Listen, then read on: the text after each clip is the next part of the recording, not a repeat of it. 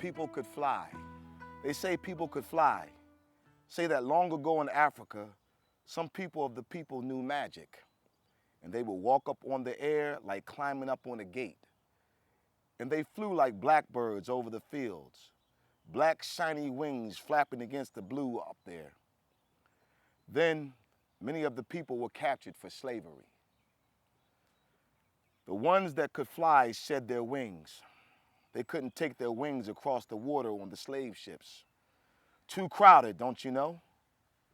The folks were full of misery then. Got stick with the ups and downs of the sea. So they forgot about flying when they could no longer breathe the sweet scent of Africa. Say the people who could fly kept their power, although they shed their wings. They kept their secret magic in the land of slavery. They looked the same as the other people from Africa who had been coming over, who had dark skin. Say you couldn't tell anymore one who could fly from one who couldn't. One such who could was an old man called Toby. And standing tall yet afraid was a young woman once had wings, called her Sarah. Now Sarah carried a babe tied to her back. She trembled to be so hard worked and scorned. The slaves labored in the fields from sunup to sundown. The owner of the slaves calling himself their master. Say he was a hard lump of clay, a hard glinty coal, a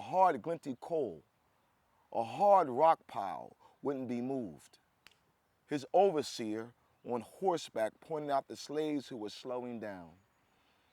So the one called driver cracked his whip over the slow ones to make them move faster. That whip was slice open cut of pain. So they did move faster, had to.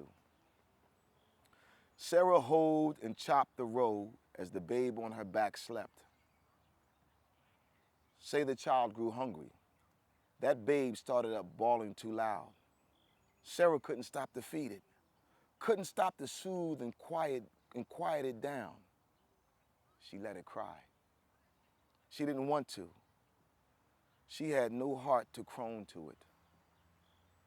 "Keep that thing quiet," called the overseer. He pointed his finger at the babe. The woman scrunched low. The driver cracked his whip across that baby anyhow. The babe hollered like any hurt child, and the woman fell to the earth. The old man was there. Toby came and helped her to her feet.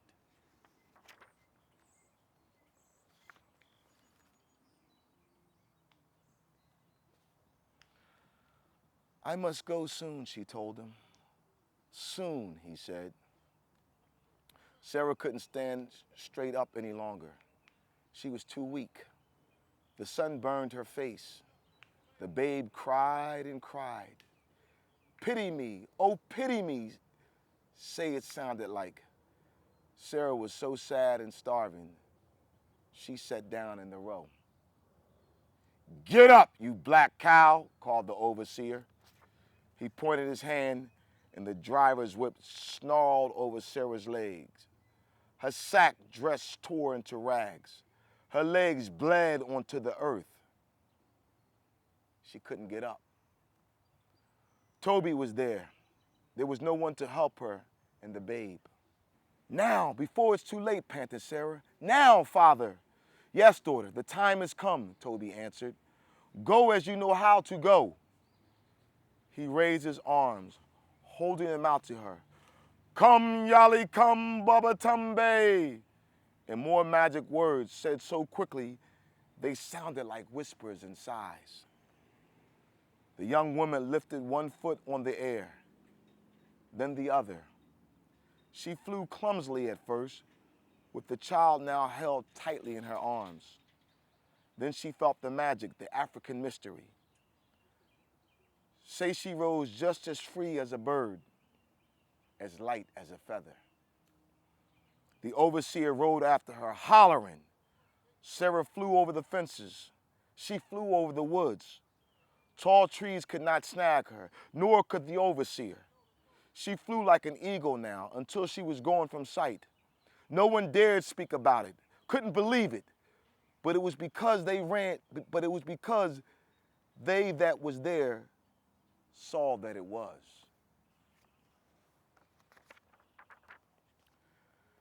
Say the next day was dead hot in the fields. A young man's slave fell from the heat. The driver come up and whipped him. Toby came over and spoke words from the falling one. The words of ancient Africa, once heard, never remembered completely. The young man forgot them as soon as he heard them. They went way inside him. He got up and rolled over on the air. He rode it a while, and he flew away. Another fell from the heat. Toby was there. He cried out to the falling and reached his arms out to them. Come, Kunkayale, come, Tabe, whispers and sighs. And they too rose on the air. They rode the hot breezes. The ones falling were black and shining sticks, wheeling above the head of the overseer. They crossed the roads, the fields, the fences, the streams, and were away.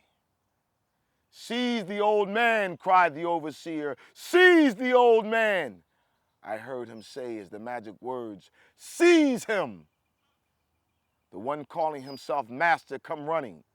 The driver got his whip ready to curl around old Toby and tie him up. The slave owner took his hip gun from his place.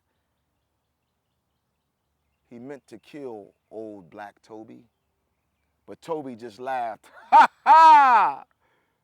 Say, he threw back his head and said, hee hee! Don't you know who I am? Don't you know some of us in this field? He said to their faces, we are the ones who fly. And he sighed. The ancient words that were a dark promise. He said them all around to the others in the field and under their whip. Baba Yale, Baba Tambe. There was a great outcrying. The bent backs straightened up. Old and young were called slaves and could fly, joined hands. Say like they were ring sing, but they didn't shuffle in a circle. They didn't sing. They rose on the air. They flew in like a flock that was black against the heavenly blue. Black crows or black shadows, it didn't matter. They went so high. Way above the plantation over the slavery land, say, they flew away to freedom. And the old man, old Toby, flew behind them, taking care of them. He wasn't crying. He wasn't laughing. He was the seer. He gazed, fell on the plantation where the slaves could not fly, waited. Take us with you. Their looks spoke, but they didn't. Take us with you.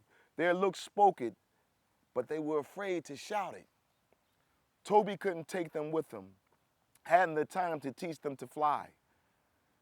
They must wait for a chance to run. Goody bye, goody bye. The old man called Toby to speak to the poor souls, and he was flying gone. So they say, the overseer told it. The one called master said it was a lie, a trick of the light. The driver kept his mouth shut.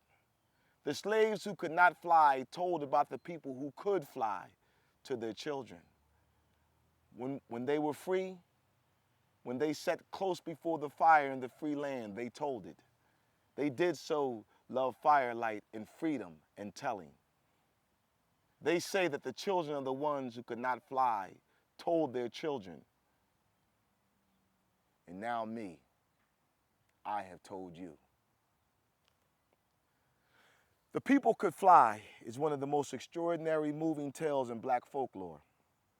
It almost makes us believe that people could fly. There are numerous separate accounts of flying Africans and slaves in the black folktale literature. Some accounts are often combined with tales of slaves disappearing. A plausible explanation might be that the slaves running away from slavery, slipping away while in the fields are under cover of darkness. In code language, murmured from one slave to another, "Come fly away," might have been the words used. Another explanation is the wish fulfillment of motif. The magic hoe variant is often combined with the flying African tale. A magic hoe is left still hoeing in an empty field after all the slaves have fallen away. Magic with the hoe and other farm tools and the power of disappearing often attributed to the Gullah and Ngolian African slaves. Ngolian slaves were thought by other slaves to have exceptional powers. The People Could Fly is detailed fantasy tales of suffering, of magic power exerted against the so-called master and his underlings. Finally, it is a powerful testament to the millions of slaves who have never had the opportunity to fly away. They remained slaves as did their children. The People Could Fly was first told and retold by those who had only their imaginations to set them free.